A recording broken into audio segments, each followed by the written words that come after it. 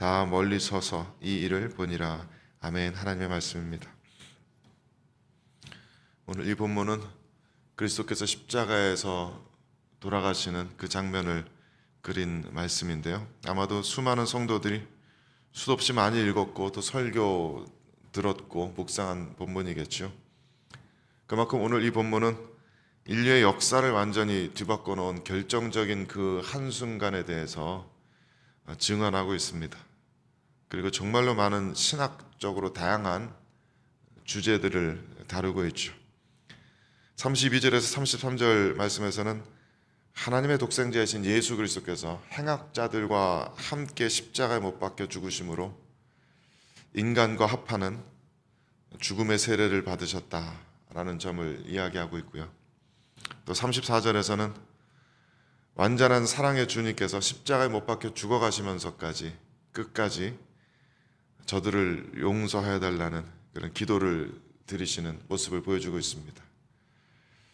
또 35절, 37절 등에서는 그리스도께서 스스로를 구원하지 않으심으로써 인류를 구원하셨다라고 하는 그 역설에 대해서 증언합니다.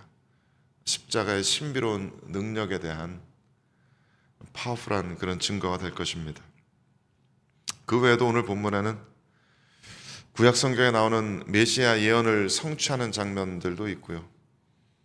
예수께서 유대인의 왕으로 돌아가심으로써 그에게 속한 모든 백성을 구원하신다는 대표자의 원리를 확증하는 장면도 있고, 예수께서 돌아가실 때 해가 빛을 잃고 온 땅에 어둠이 임함으로써 하나님의 진노의 심판이 그리스도에게 떨어졌다라는 그런 증거 장면도 있습니다.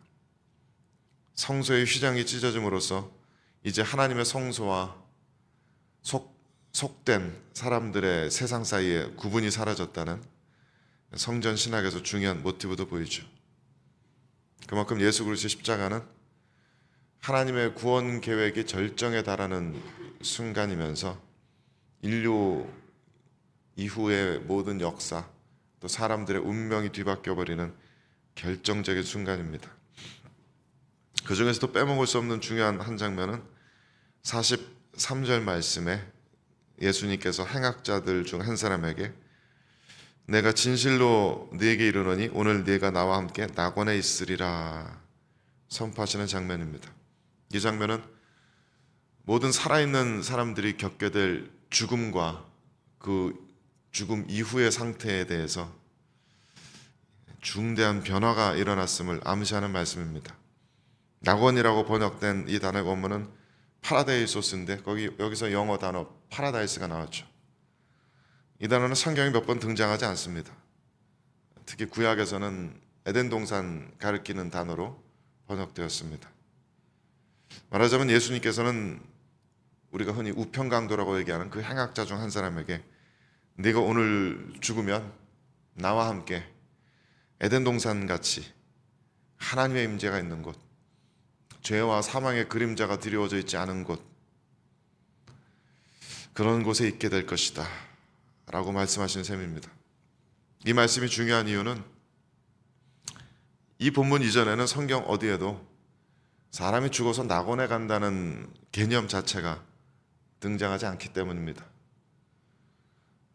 말하자면 예수님의 십자가 죽으심과 동시에 낙원이 열렸습니다. 에덴 동산이 회복되었습니다. 예수님의 이 말씀은 그 이후 모든 성도들의 죽음에 대해서 결정적인 변화가 일어났음을 선포하시는 말씀입니다. 그 개념을 잠깐 좀 살펴보겠습니다. 먼저 구약 성경에 따르면 사람은 죽은 후에 스올이라는 곳에 이르게 된다고 여러 곳에서 이야기하고 있습니다. 우리말로는 이 단어를 스올이라는 단어를 주로 음부라고 번역합니다. 이 스올은 의인과 악인의 구별이 없이 모든 죽은 자들의 영혼이 내려가는 곳으로 묘사되어 있습니다. 창세기 37장 보면 야곱이 말하기를 내가 슬퍼하며 스올로 내려가 아들에게로 가리라 라고 말하고, 욥기 14장 13절 보면 욥이 말하기를 주는 나를 스올에 감추시며 주의 진노를 돌이키실 때까지 나를 숨겨달라 말하는 장면이 있습니다.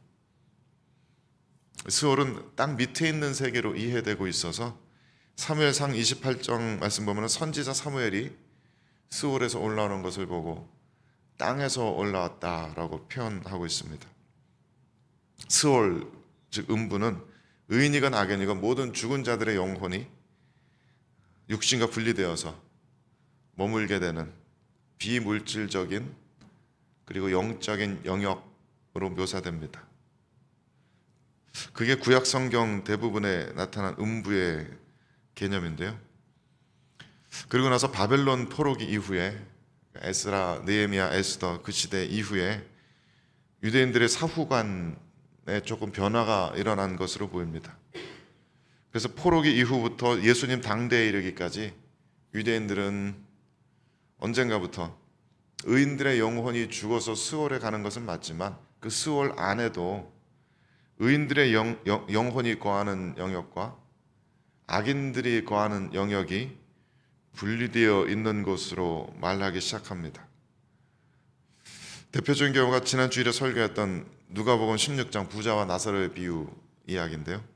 이들은 모두 죽어서 스올, 헬라어로 번역해서 하데스라는 곳에 머물게 되지만 의인의 영혼은 아브라함의 품에 안식하고 악인은 고통의 장소에 머물고 있다라고 그런 식으로 표현이 되죠. 그 당시 쓰여진 유대인들의 문헌에도 그런 사후관이 똑같이 드러납니다.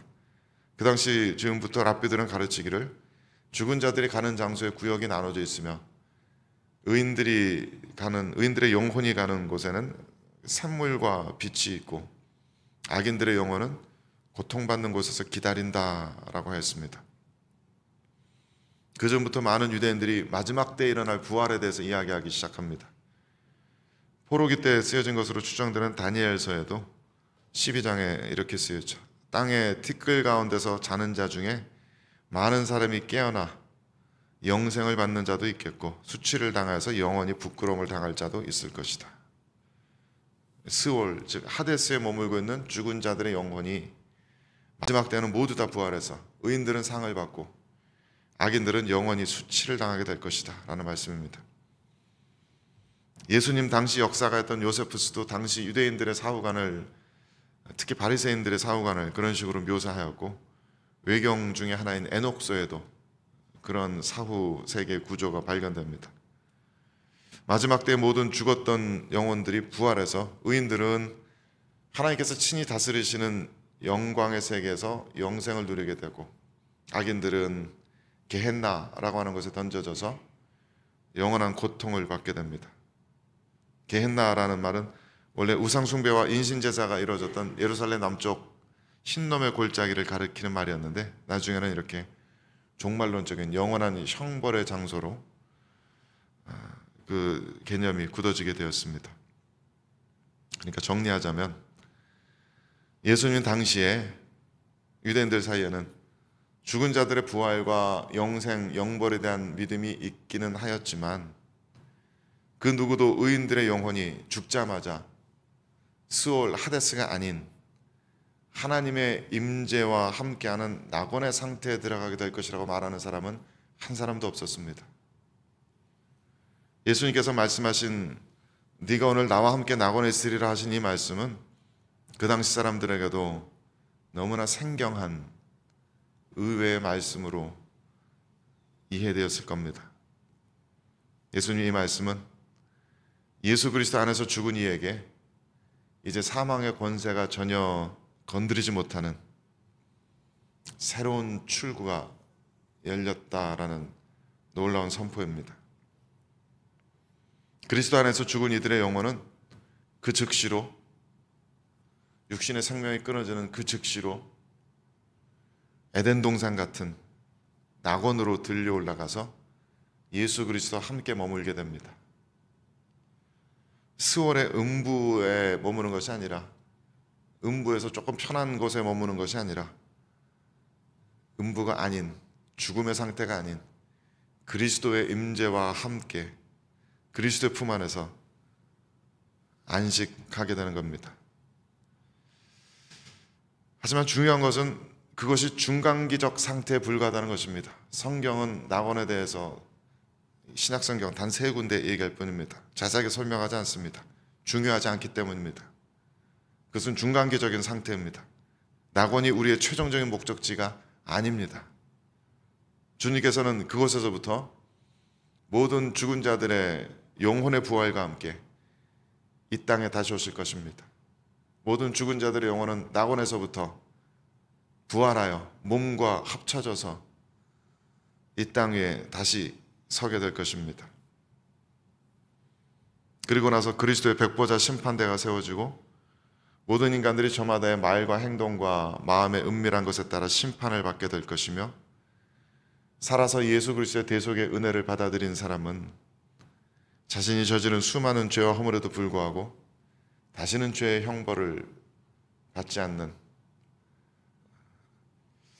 참된 의인의 선포를 받고 영원한 생명으로 돌아오게 될 것입니다.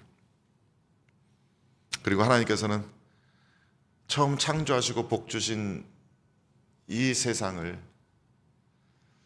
모든 죄와 사망의 오염으로부터 씻어내시며 이곳에서 인간들에게 처음 명하셨던 것처럼 온 땅에 충만하고 땅을 정복하고 다스리면서 하나님의 대리자로서, 하나님의 아들, 딸로서 온 세상을 다스리는 왕노릇 하도록 하실 것입니다.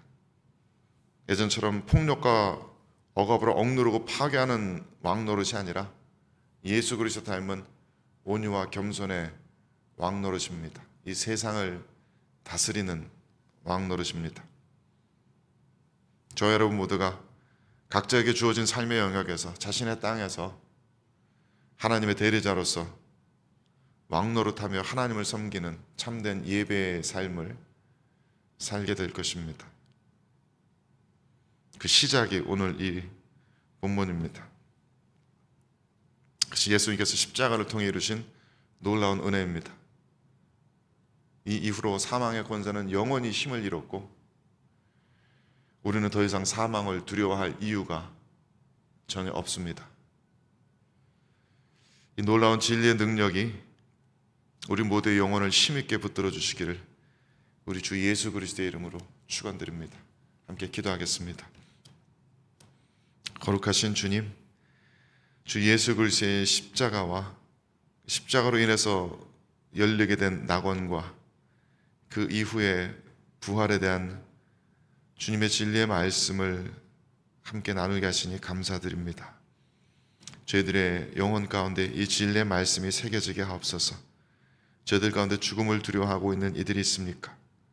이 삶 속에, 저희들의 세상 속에 아직은 남아있는 죄와 사망의 권세를 두려워하고 있는 이들이 있습니까? 죄의 권세가, 사망의 권세가 깨어지고 그리스도 안에 있는 모든 이들에게 죽음의 권세가 더 이상 힘을 미치지 못한다는 이 복음의 놀라운 진리가 저희들의 영혼에 계속해서 울려 퍼질 수 있게 하시고, 그로 말미암아 저희들의 영혼이 부활의 새 생명의 능력으로 가득하게 하옵소서. 주님께서 이루시는 놀라운 일들에 대한 완전한 소망으로 가득하게 하옵소서. 오늘 하루를 살아갈 때 저희들이 이미 저희들에게 주어진 부활의 능력, 부활의 생명을 가지고 살아가게 하시며 일체의 어둠과 연관 맺지 않는 참된 빛으로, 참된 생명으로, 참된 기쁨과 평강과 안식으로 오늘 하루 살아갈 수 있도록 저희들을 인도하여 주시옵소서. 주의 거룩하신 성령께서 저희들과 함께하고 계시는 것을 믿고 감사드리며 우리 주 예수 그리스도의 이름으로 기도드립니다. 아멘.